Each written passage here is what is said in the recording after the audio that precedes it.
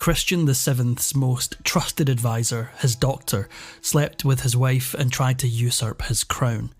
When Christian finally caught on, the doctor faced one of history's most gruesome punishments.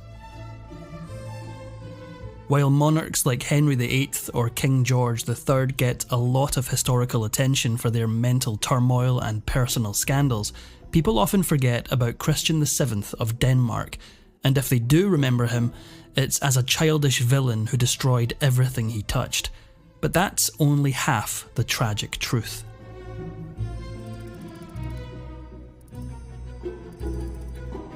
Born in 1749 at the Danish royal residence in Copenhagen, Christian was the oldest surviving son of the reigning King of Denmark and Norway, Friedrich V, and his Queen Louise of Great Britain. Louise was a warm, shining light at the Danish court, so when she died in December 1751, just weeks before Christian turned 3, the royal court was plunged into mourning. After pressure from his ministers, Christian's rakish father married Juliana Maria of Brunswick-Wolfenbüttel and quickly had a child with her, Christian's half-brother, hereditary Prince Frederick. It was a dizzying turn of events for the young prince, made even worse when the new queen all but ignored her stepson in favour of her biological son. As Christian grew up, his father devolved more and more into alcoholism. King Frederick neglected himself, his government, and his children. It was an isolated, lonely, and affectionless existence for Christian, who only saw his royal tutor, Count Reventlow, with any regularity. Count Reventlow taught the Crown Prince through fear and physicality, belittling him and likely even brutally flogging him if he got something wrong. This from one of the only people Christian might have looked up to. Christian was reportedly a sensitive, intelligent, and delightful child. But after Reventlow's systematic beatings, Christian began exhibiting nervous, frantic symptoms, along with epileptic seizures. He even had a tendency to foam at the mouth after Reventlow's beatings, perhaps a symptom of porphyria. Count Reventlow had shown Christian that the only way to survive this world was to toughen up, and the Crown Prince, naturally short and slim, took it to heart. He became obsessed with physical strength, as well as with showing off that strength to others. Reportedly, early on, he wandered the streets of Copenhagen with a spiked club, attacking innocent bystanders. Yet, perhaps the most disturbing aspect of his burgeoning mental illness was just how unpredictable it could be. One minute he was trying to maim people with a spiked club, the next he could be childlike, naive, and playful. Even into adulthood he enjoyed leapfrogging foreign diplomats as they bowed to him, and liked to play practical jokes. But this childishness could also veer into violent petulance.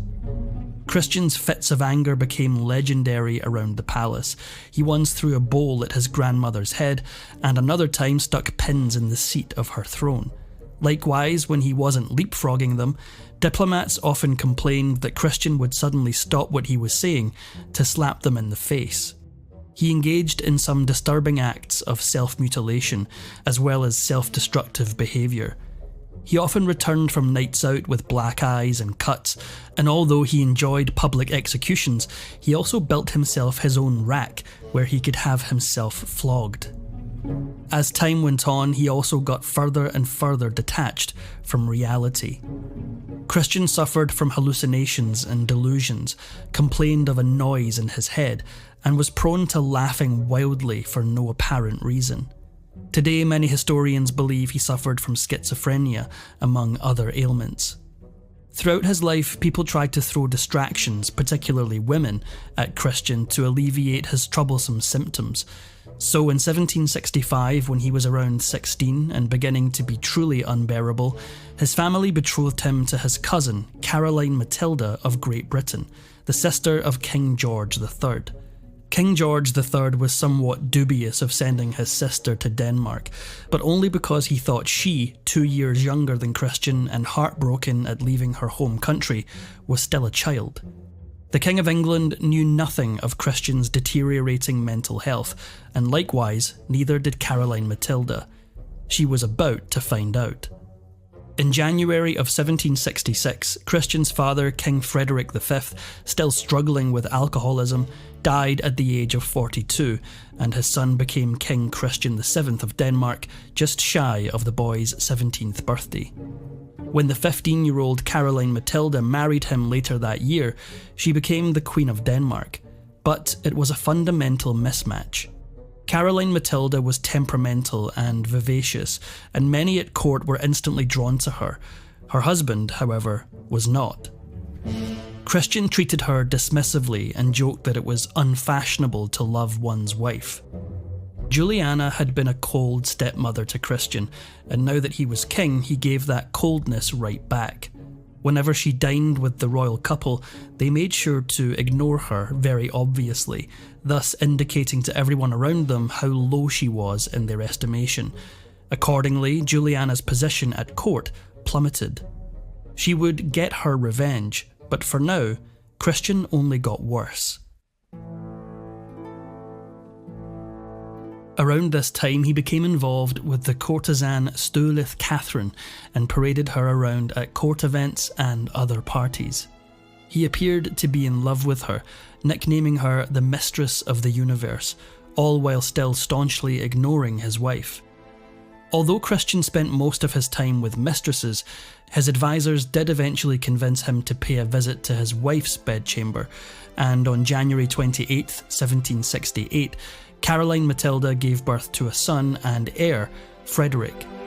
A few months later, Christian took a tour of Europe, ostensibly to visit dignitaries, but also because his unpopularity had reached alarming levels in Denmark. While on tour, he came into contact with the progressive physician Johann Friedrich Struensee. Impressed with Struensee's ability to treat some of his issues, Christian ended up bringing him back to Denmark and set him up as his own personal physician. Even Christian's minders saw a positive change, and before long, Struensee earned the honorary title State Councillor, which made him third in rank at court. Christian's wife, Caroline Matilda, was initially deeply suspicious of her husband's new doctor. For one, after Christian's mistress Catherine was exiled from court, Struensee worked to set him up with a new woman who might equally distract him and make him malleable. A mistress wasn't the doctor's only prescription. He also encouraged the king to pay more attention to his wife, even convincing him to throw her a 3-day celebration for her birthday. Then, when the queen experienced an attack of dropsy, Struensee successfully treated her ailments, earning her trust. Suddenly, Caroline Matilda quite liked Dr. Struensee. All but ignored by her husband and still very young, Caroline Matilda soon fell in love with the doctor, and the pair began a passionate affair by the spring of 1770. It doesn't seem like Christian cared much about his wife's affair, but then again it doesn't seem like he cared much about anything during this time. As his mental health deteriorated, he became more and more passive and more distant from the goings-on of the government. And it was Struensee and Caroline Matilda who stepped right into this power vacuum. As King Christian fell into dissipation, Struensee rose to power, with his lover Caroline Matilda supporting him.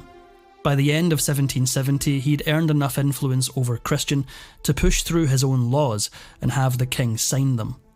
In the so-called Time of Struensee, the royal physician, along with his aide Enevold Brandt, issued more than 3 cabinet orders a day, many of them progressive changes like the abolition of torment and censorship, ousting many people from their positions in the process. Caroline Matilda flourished in her illicit affair, going from a naive girl to a woman in full bloom. By then, people were whispering that between the king and queen, Caroline Matilda was the better man, but she was playing a very dangerous game. Throughout 1771, Caroline Matilda and Struensee carried on their affair, and that July the Queen gave birth to a daughter, Louise Augusta.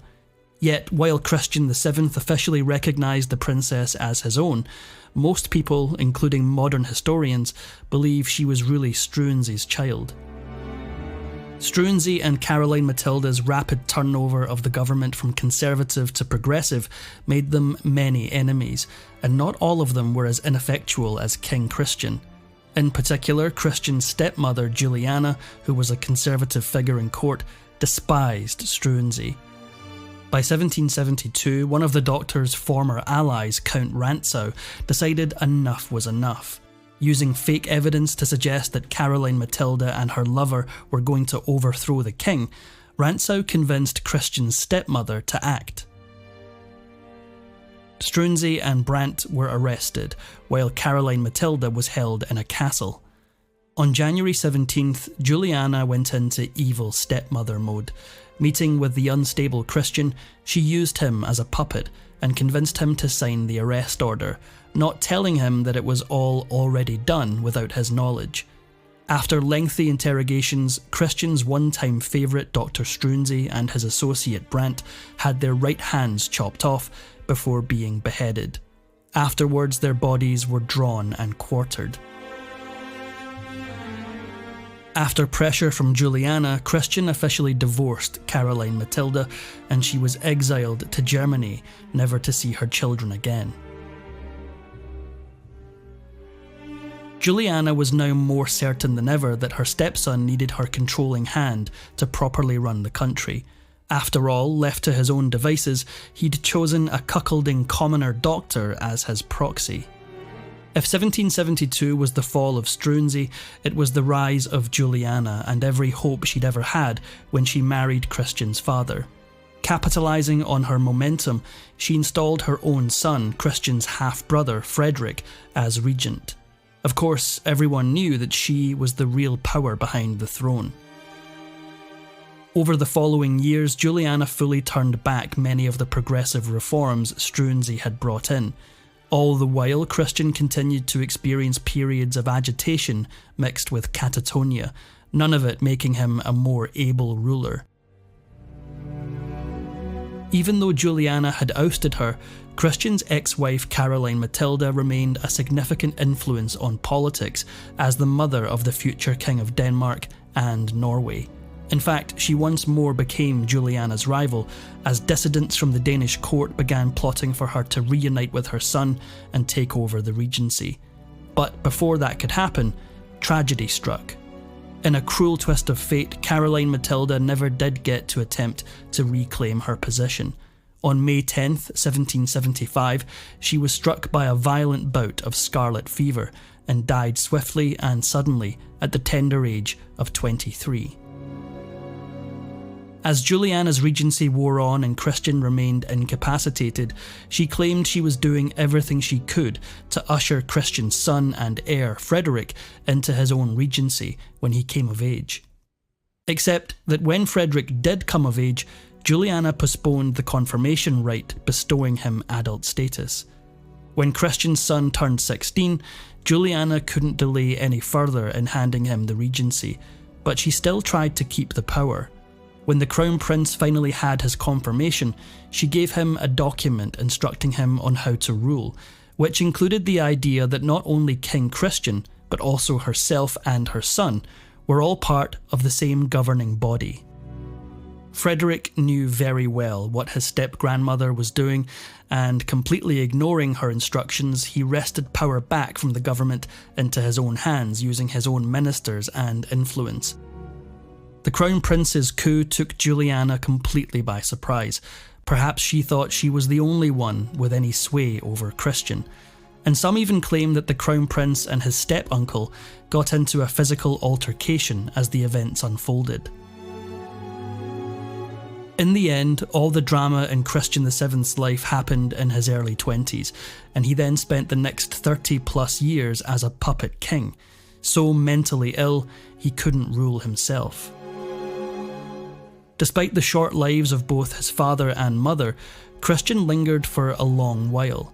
On March 13th, 1808, the king died from a stroke at the age of 59, finally handing his son the kingdom at the age of 40. In his nearly 6 decades on earth, he'd been both puppet master and puppet, both villain and victim.